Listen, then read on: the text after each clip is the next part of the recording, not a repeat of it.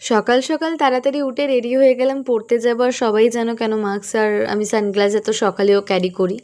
তো যাই হোক, এখন আমি একটু ঘুরতে ঘুরতে ঠাড়কিপনা করতে শুরু করে দিলাম, যেটা আমার বাচপন থেকেই আমার সাথে ক্যারি আছে।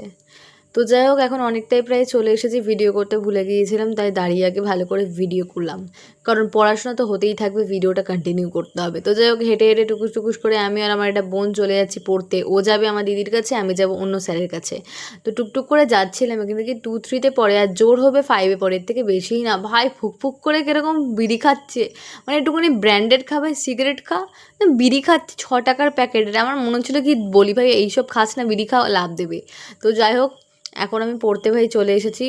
আর এখন রাস্তার লোকগুলো এমন দেখছে যেন ওদেরকেই আমি দেখিয়ে ফেমাস হয়ে গেছি, মানে কি বলবো। তো যাই হোক, আমি পড়তে চলে যাচ্ছি। আজ একটু মন্দিরে কাজ ছিল, তারপরে এই গণেশ ঠাকুরকে দেখে ওনার কাছে চলে এলাম। ভাই রে ভাই, আমার বন্ধুরা তো ঠার্কি ঠাকুরটাকে দেখে বলছে, ইস আরেকটু আগে এলে ভালো হতো, কারণ হাতে সন্দেশ না মিষ্টি ছিল, ওটা আরেকটু আগে এলে ওরা নিয়ে নিতে পারতো। মানে ভাবতে পারছো, ঠাকুরের সাথেও প্রতারণা করবে। তো যাই হোক, এখন দিদির বাড়ি এসেছিলাম একটা বিশেষ কারণে, মানে বাবুর সাথে একটু খেলতে। তো ভিডিওটা স্টপ করলাম, ভালো লাগলে লাইক কমেন্ট শেয়ার, টাটা।